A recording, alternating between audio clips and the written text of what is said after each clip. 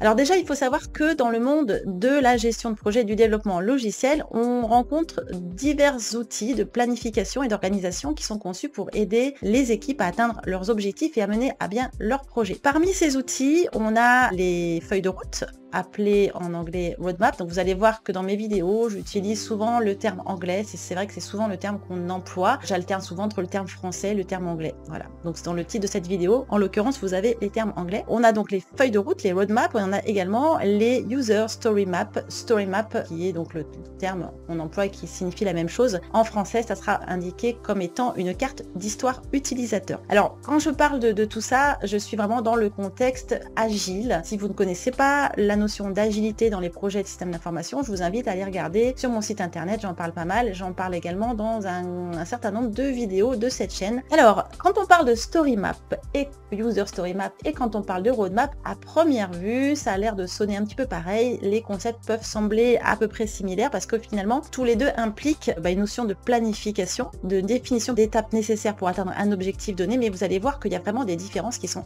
essentielles, que Glody, visiblement, qui me pose la question, ne perçoit pas forcément, et sans doute un grand nombre d'entre vous ne la perçoit pas non plus également. Donc c'est vraiment ce que je vais vous expliquer dans cette vidéo. Je vais vous expliquer ce qu'est une feuille de route, donc une roadmap, ce qu'est une carte d'histoire utilisateur, donc User Story Map. Ensuite, je vais vous les mettre en parallèle pour que vous compreniez ce qui les rassemble et ce qui les oppose, et puis que vous sachiez les utiliser à bon escient.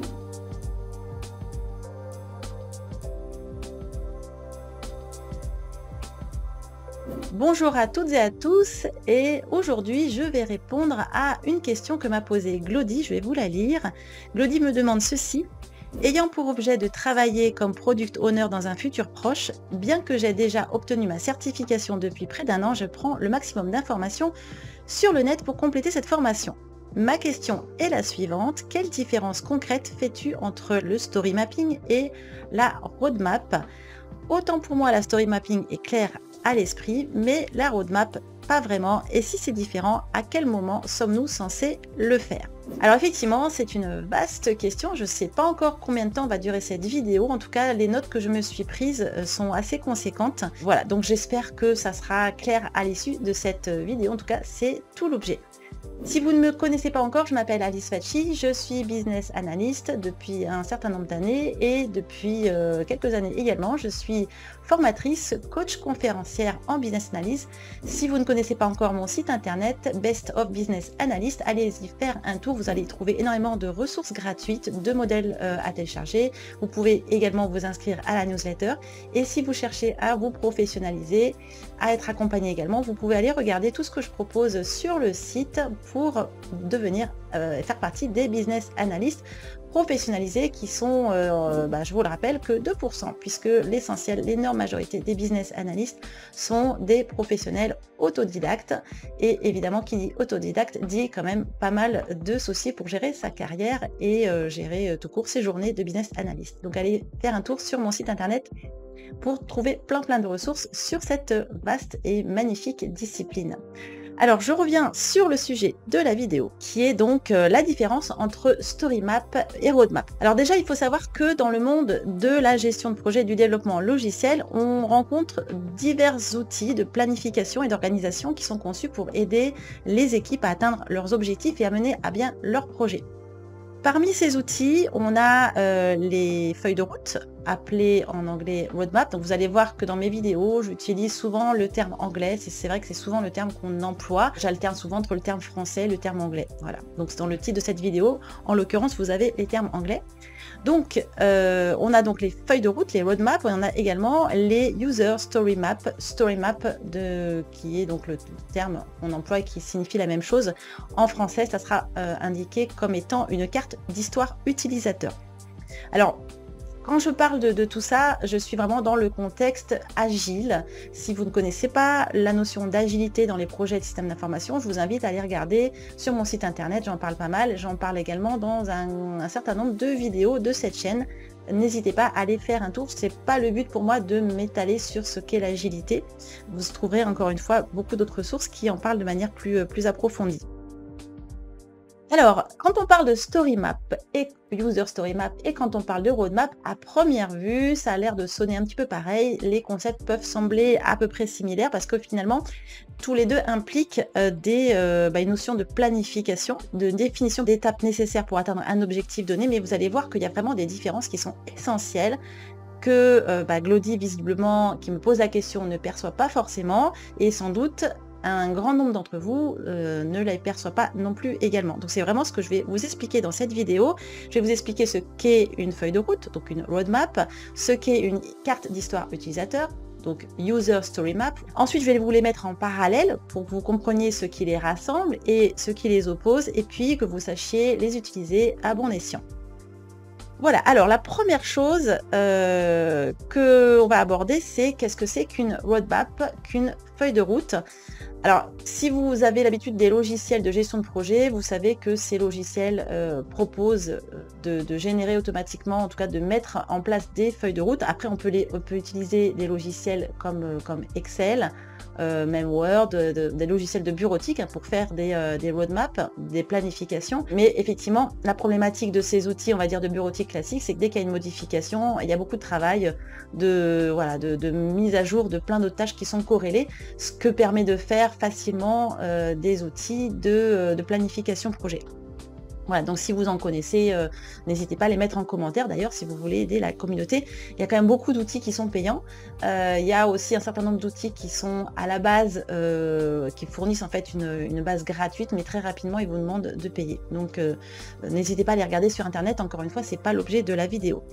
Quoi qu'il en soit, l'un des principaux avantages de la feuille de route, donc de la roadmap, c'est de fournir une vue d'ensemble claire et concise du projet, ce qui permet aux parties prenantes d'en comprendre facilement l'orientation générale et l'état d'avancement. Et puis, ça aide également l'équipe projet à rester concentrée sur les objectifs, sur les bonnes activités, et tout cela en fournissant un plan d'action clair et un moyen de mesurer les progrès accomplis. Et ça permet donc évidemment de gérer les priorités du projet.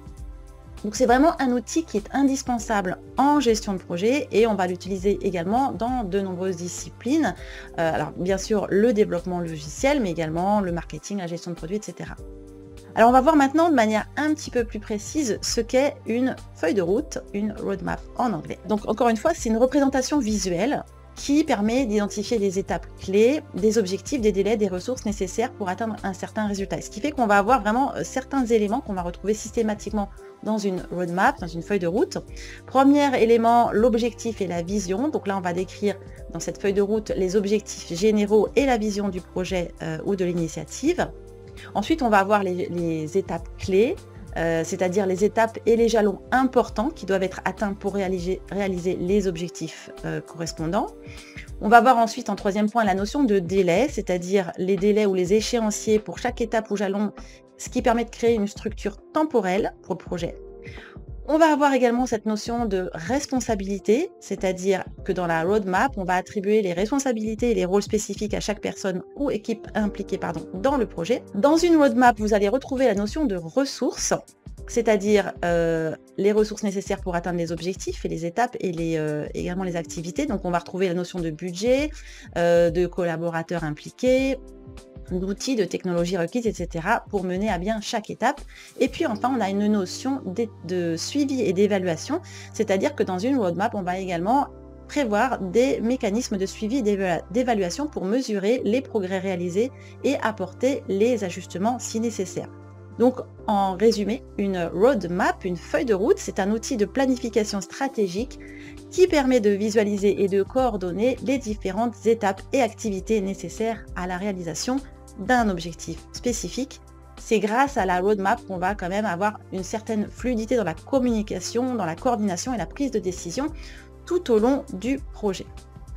Alors maintenant qu'on a défini ce qu'était une roadmap, on va passer à la User Story Map. Donc là, on entend évidemment le terme map, donc c'est ça qui peut prêter à confusion. Mais vous allez voir que l'objectif est très différent. Alors déjà, il faut savoir que quand on parle de User Story Map, quand on parle de Story Mapping, c'est la même chose en fait. Story Map, Story Mapping, User Story Map, c'est la même chose. Alors qu'est-ce que c'est une User Story Map? Donc une Story Map, hein, moi je vais utiliser souvent le terme, on va dire raccourci. C'est quoi? C'est une technique qui est utilisée dans le développement de logiciels agiles pour organiser et prioriser les histoires utilisateurs. Donc là aussi, j'emploie parfois le terme français, parfois le terme anglais. Histoire utilisateur égale US égale User Story.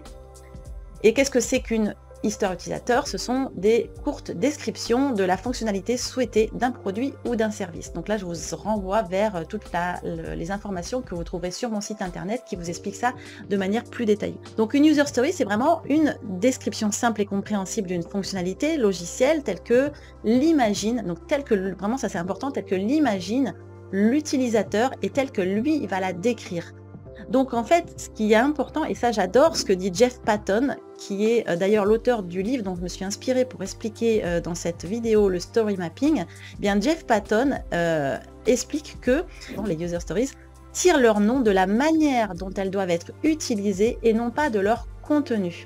C'est hyper important, c'est la manière dont on va utiliser une fonctionnalité, une user stories, d'accord? Alors que quand on est en projet traditionnel, on va décrire ce que va faire le logiciel, le contenu en fait, voilà, technologique, on va dire, fonctionnel. Je vous rappelle aussi, hein, je m'excuse, mais il y en a certains qui me demandent pourquoi je diffuse pas des slides, des PowerPoint, des graphiques, etc. Je vous rappelle qu'on est sur une chaîne publique gratuite et que donc déjà tout ce que je vous donne en vidéo, c'est quelque chose qui me prend beaucoup de temps à préparer. Et si en plus je dois préparer des graphiques, etc., ça me demande un temps supplémentaire que je ne passerai pas, voilà, parce que sinon je ne peux pas faire tout le reste et préparer également des formations, du coaching, etc. Donc, je vais essayer de vous décrire à quoi va ressembler une story map. Je vais vous demander de faire appel un petit peu à votre imagination et n'hésitez pas bien entendu à compléter cette vidéo en allant voir sur internet. Il y a des tonnes d'exemples de ce à quoi ressemble en fait une story map. Alors, une story map, vous allez imaginer que en haut, c'est une sorte de colonne vertébrale qui a plusieurs niveaux, ce qu'on va appeler épaisseur également. Ça représente un flux narratif, y compris les variations et tâches alternatives. Je vais vous expliquer tout ça juste après. Et dans l'axe vertical, vous allez avoir les releases. Les releases, ça consiste à faire des tranches horizontales de ces user stories qu'on va déplacer au fur et à mesure, puisque les user stories, en général, on les met sur des petits cartons ou des post-it, et en fait, on va les déplacer au fur et à mesure en dessous pour organiser les releases.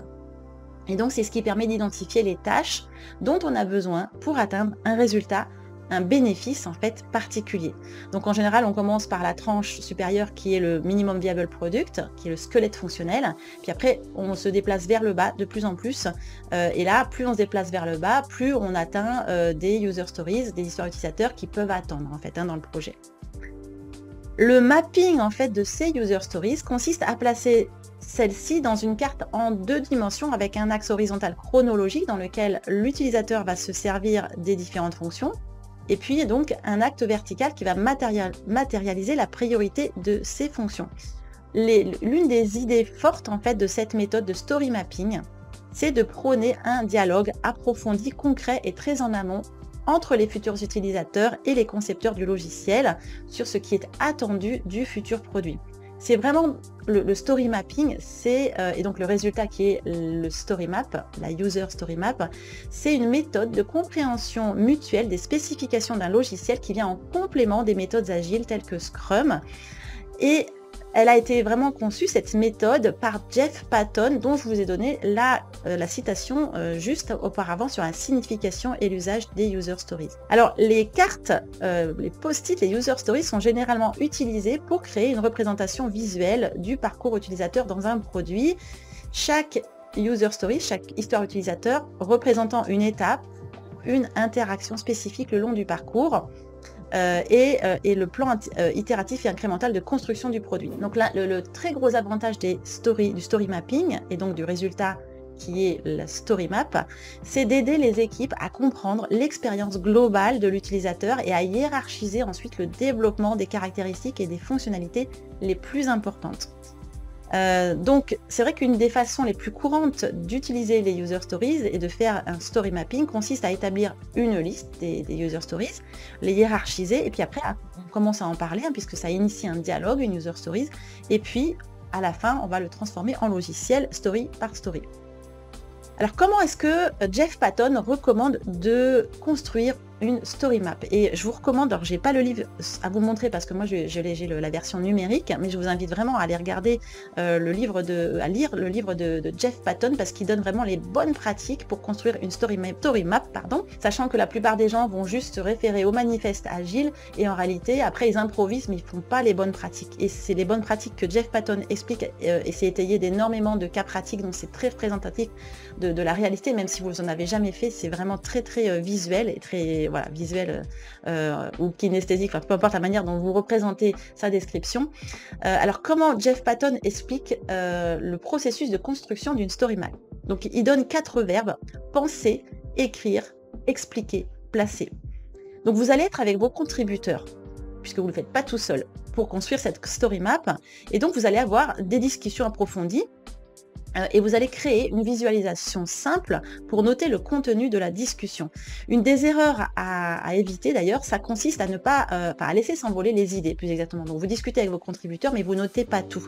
Ce qui fait que ce qui se produit, c'est que les idées non décrites, on va peut-être pendant un certain temps, on va plus y faire référence.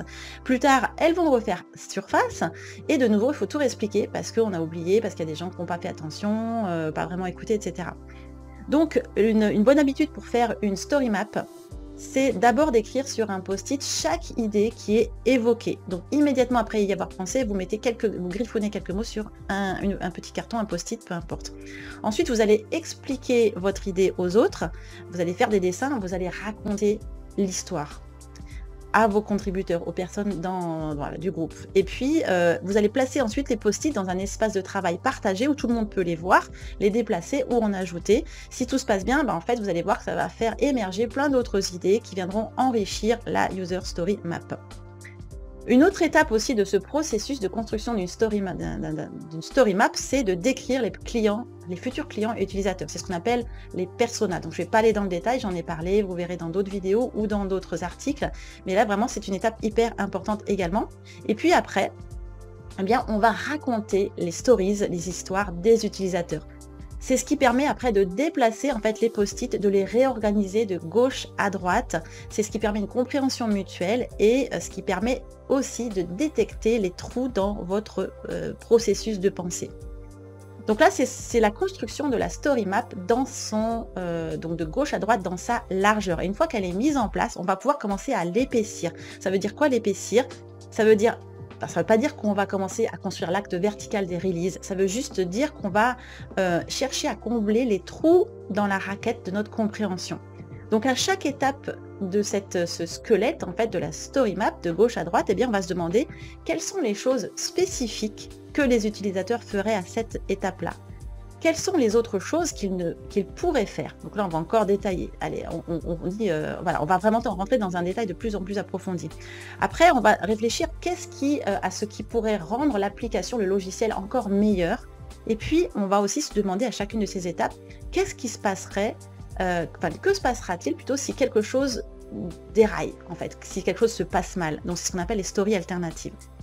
Le résultat, en fait, que vous allez produire de tout cet atelier de construction d'une story map, c'est le résultat, c'est une histoire en fait ordinaire, on va dire, d'un utilisateur final, d'un client final qu'on a décrit et on va le décrire de manière à identifier ce qui pourrait favoriser sa réussite. Et donc, pour résumer, le story mapping, ça consiste à avoir une conversation, à noter cette conversation de gauche à droite sous la forme de post-it en général, ou de petites cartes en punaise, et puis de haut vers le bas, on va noter de plus en plus de détails.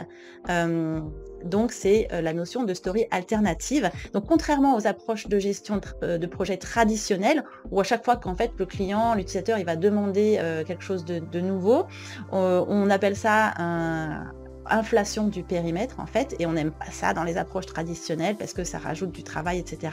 Il y a vraiment une vraie différence entre la gestion traditionnelle et agile. Donc je vous invite là aussi à aller regarder toutes les informations que j'ai produites sur mon site internet et sur les vidéos de cette chaîne, mais n'hésitez surtout pas à aller regarder le site internet, il y a vraiment beaucoup d'autres informations, il y a aussi des modèles à télécharger. Donc pour résumer, dans les approches traditionnelle, on parle d'inflation du périmètre, on n'aime pas ça. Dans les approches agiles, eh bien en fait, à chaque fois qu'on va rajouter des détails, notamment par le biais du story mapping, eh bien là, on va parler d'augmentation de la compréhension. Et c'est toute la différence vraiment de mindset, d'état d'esprit entre l'agilité et les approches traditionnelles. Alors là, on a vraiment construit l'axe horizontal avec une certaine épaisseur. Et on va passer maintenant à l'axe vertical. Et là, on va décomposer cette roadmap en ce qu'on appelle en release. À la fin de ce processus de décomposition, on va avoir une stratégie de décomposer de release incrémentale qui permet de commencer à coder, à travailler de telle manière, et même avant de coder, à faire toute la partie fonctionnelle, puisque le business analyst il va intervenir bien entendu avant le développeur. L'objectif, c'est que chaque release va apporter de réels bénéfices.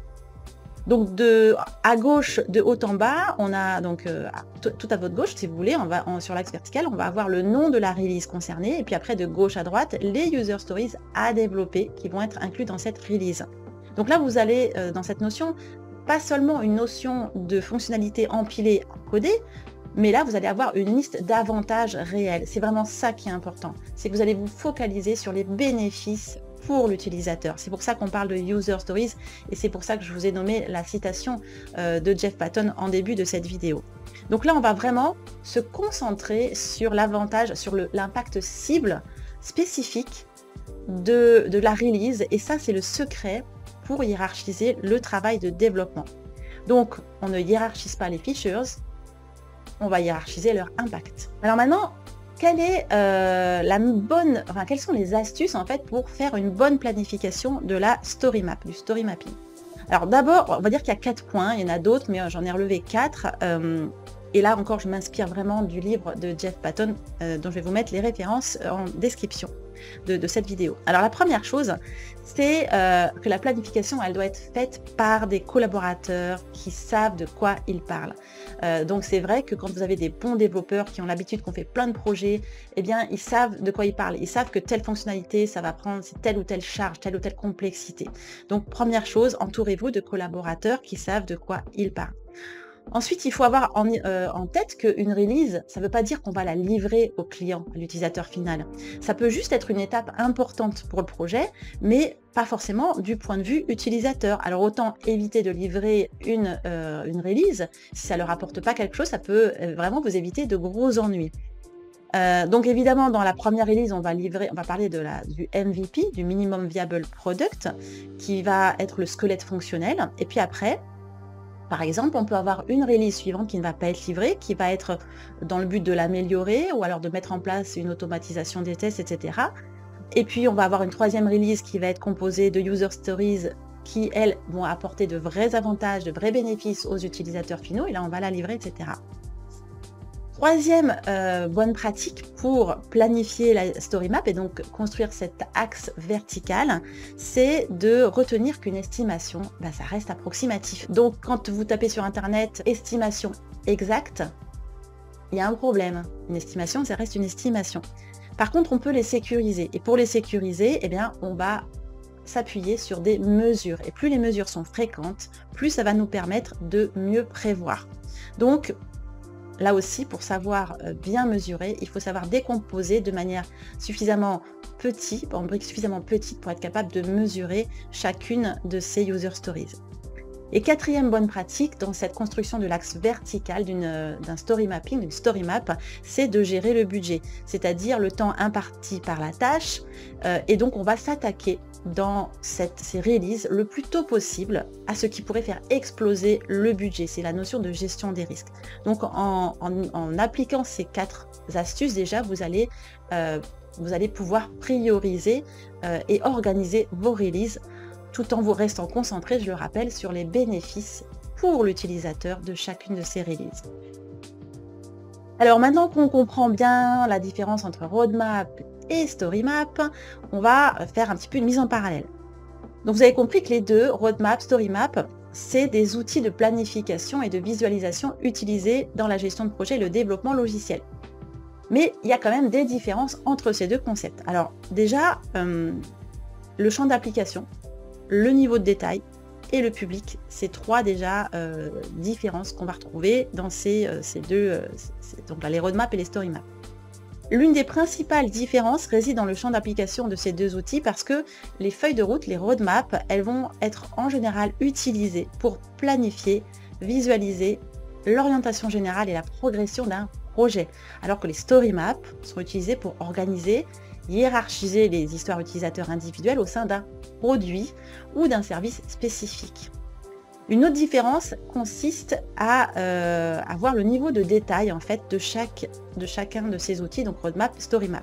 Les roadmaps sont généralement de plus haut niveau et fournissent une vue d'ensemble du projet, alors que les story maps se concentrent davantage sur les détails des user stories individuelles et sur l'expérience utilisateur. Enfin, en ce qui concerne le public visé par chacun de ces deux outils de planification, story map, roadmap, eh bien, les roadmaps sont souvent utilisés pour communiquer avec les parties prenantes et fournir une vue d'ensemble claire du projet à un large public, tandis que les story maps, elles sont généralement utilisées au sein de l'équipe de développement pour guider le processus de développement et hiérarchiser le travail.